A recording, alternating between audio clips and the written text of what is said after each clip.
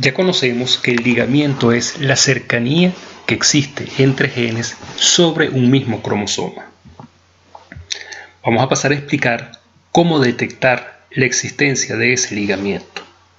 Debemos partir de lo que ya conocemos en la meiosis, que durante el proceso de formación de gametos, en lo que es la meiosis 1, específicamente en la profase, se da el evento de lo que es la recombinación o entrecruzamiento o crossing over, donde van a quedar para un par de cromosomas homólogos dos segmentos que los vamos a llamar combinaciones paternas, en los cuales no se da la recombinación, y cada uno de ellos va a formar parte de alguno de los gametos, mientras que van a haber otros segmentos en los cuales hay intercambio de material de ADN, y es lo que vamos a llamar los recombinantes. Son estas mitades longitudinales de los cromosomas que se van a recombinar. Eso va a dar origen a que, si consideramos varios genes, pueden haber algunas consecuencias sobre la distribución independiente. Nótese que, por ejemplo, si consideramos el gen A y el gen C que están suficientemente alejados, las proporciones gaméticas van a ser las mismas que conocemos, 1/4 para cada proporción. Igualmente si consideramos B con C, pero cuando consideramos A con B, que están muy cercanos sobre el mismo cromosoma, se van a alterar esas frecuencias gaméticas. Veámoslo de esta manera. Ya conocemos lo que son estos cuadros resumen que me permiten entender la distribución gamética y con ello las distintas combinaciones de genotipos que se pueden dar. Cuando considero A con C, ya tenemos lo que es la distribución gamética, y esto va a dar una proporción ya conocida de 9:3:3:1. Ahora bien, si consideráramos no A y C, sino consideramos A y B, la situación va a cambiar. Y va a cambiar porque ya estas no serán las proporciones de cada uno de los gametos. Estas proporciones serán distintas, y serán distintas dependiendo de qué tan ligados van a estar esos genes. Si ponemos el caso extremo, como acá, donde solamente existirían A1B1 y A2B2, pues los únicos genotipos que pudiéramos conseguir de ellos serían este y este. Sin embargo, muy pocas veces estos eventos son tan drásticos como para evitar completamente la aparición de estos gametos, pero sí evidentemente alteran estas frecuencias. Esto hace que la proporción no sea 9:3:3:1, que varíe muchísimo debido a que hay cambios en las proporciones de estos genotipos. Es decir, que aquí ya estamos viendo que para detectar el ligamiento, lo que debemos es detectar desviaciones con respecto a las proporciones de 9:3, 3, 1. Para esto se utiliza lo que llaman la prueba de bondad de ajuste o prueba de chi cuadrado, que lo que hace es comparar proporciones observadas con proporciones esperadas, donde las proporciones observadas es lo que estamos viendo, los fenotipos que estamos viendo y registrando en la población que se está generando, y las proporciones esperadas son las proporciones que esperaría según las leyes de Mendel. Cuando hablo de dos genes, la proporción de 9:3, 3, 1. Es decir, voy a comparar la proporción que efectivamente registré con un 9:3:3:1. Y eso lo voy a hacer haciendo la comparación entre un valor de chi cuadrado calculado con un valor de chi cuadrado tabulado. Esto va a permitir generar un sistema de hipótesis, donde la hipótesis nula va a señalar que las proporciones observadas son iguales a las proporciones esperadas. Por lo tanto, los genes se distribuyen independientemente, o dicho de otra manera, no hay ligamiento. Mientras que la hipótesis alternativa va a indicar que las proporciones observadas difieren de las proporciones esperadas, es decir, los genes no se distribuyen independientemente, y esto es un fuerte indicio de ligamiento. Esto lo vamos a hacer con esta fórmula. Vamos a decir que el chi cuadrado de independencia va a ser igual al chi cuadrado total menos el chi cuadrado de un primer gen menos el chi cuadrado de un segundo gen, donde el valor calculado se va a hacer con esta fórmula. Va a ser la sumatoria de los valores observados menos los valores esperados, todo eso elevado al cuadrado, entre lo que son los valores esperados. Para esto, evidentemente, necesitamos generar lo que es un F1, lo que es un F2, hacer los registros correspondientes para hacer las respectivas comparaciones. Veamos un ejemplo. Supongamos que hacemos un cruzamiento de una planta con hojas verde oscuro, flores amarillas, y ella cruzada con una planta de flores de hojas verde claro con flores rojas. Eso va a generar un F1 donde ya podemos ver dónde está la dominancia. La dominancia es de hojas verde claro sobre hojas verde oscuro y va a ser de flores amarillas sobre flores rojas. Y el cruzamiento de estas F1 o su autopolinización va a generar 1500 plantas F2. Cuando hacemos el registro de cada uno de los fenotipos, podemos ir haciendo el cálculo de lo que es I cuadrado. Vamos a tener acá entonces que los fenotipos en la F2 pueden ser cualquiera de estos cuatro. Vamos a colocar cuál es su posible genotipo, el número de plantas observadas en F2 y el número esperado de plantas en F2. Partamos de lo que son los genotipos. Estamos diciendo que debido a los resultados en el F1 ya sabemos que hojas claras sobre hojas oscuras es dominante. Digamos que H es el gen para el color de hojas.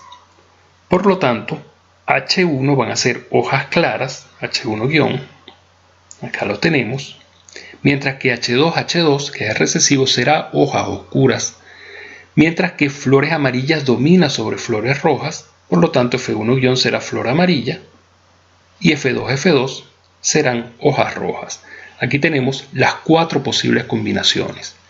Cuando registramos en F2 de estas 1500 plantas, conseguimos que 663 fueron de hojas oscuras y de flor amarilla, 46 fueron de hojas oscuras y de flores rojas, 42 de hojas claras y flor amarilla y 749 de hojas claras y flor roja.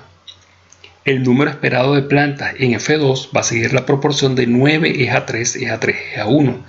Sabemos que 9/16 es aquel genotipo que tiene alelos dominantes en cada uno de sus genes, que 3/16 es el que tiene en un gen el alelo dominante y en el otro gen no lo tiene, por ejemplo acá y acá, y un 16 va a ser el que son todos los alelos recesivos. Multiplicamos esto por 1500 y tenemos acá lo que son las frecuencias esperadas. Yo esperaría tener 844 plantas, hojas claras, flor amarilla, pero se observaron 42.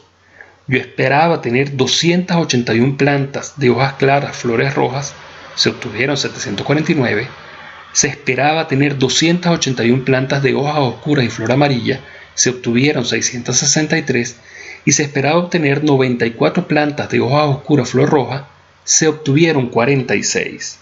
Con esto procedemos a hacer los cálculos con la fórmula de valores observados menos esperados al cuadrado entre valores esperados. Esto tenemos que hacerlo para el G cuadrado total, para el G cuadrado del gen H y para el G cuadrado del gen F. Vamos con el G cuadrado total. Valores observados menos valores esperados al cuadrado.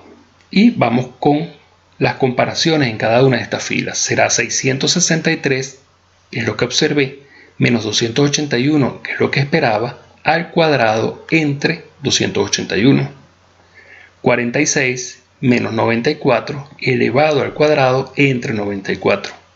42 menos 844 al cuadrado entre 844 y 749 menos 281 al cuadrado entre 281. Vamos resolviendo poco a poco, hacemos la diferencia, le elevamos al cuadrado lo que tenemos acá, después vamos haciendo las respectivas divisiones, sumamos todo eso y ya tengo el valor del G cuadrado total. Me está faltando el del gen H, el del gen F para poder calcular el de la independencia, que es el que voy a comparar con el valor tabulado. ¿Cómo se hace para cada uno de los genes? Para cada uno de los genes vamos a considerar solamente ese gen, no vamos a considerar el otro. Es decir, para el gen H yo solamente voy a tener dos posibles genotipos, H1- y H2. Yo esperaría una proporción de 3 es a 1, por lo tanto 3/4 partes de esas 1500 plantas es decir, 1125, yo esperaría que fuesen de hojas claras, mientras que una cuarta parte, es decir, 375, yo esperaría que fuesen de hojas oscuras.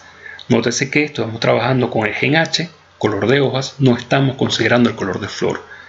¿Cómo calcular el número de plantas observadas? Simplemente dentro de estas observadas sumaremos todas aquellas que tienen hojas oscuras y vemos que hojas oscuras son 663 más 46. Eso da un total de 709. Mientras que hojas claras van a ser 749 más 42. Tenemos 791. Procedemos con lo que es el valor del Gi cuadrado. Vamos entonces a realizar la operación de 709 menos 375 elevado al cuadrado entre 375, y eso le vamos a sumar 791 menos 1125 elevado al cuadrado entre 1125. Hacemos las operaciones y tenemos ya el valor del Gi cuadrado para el gen H.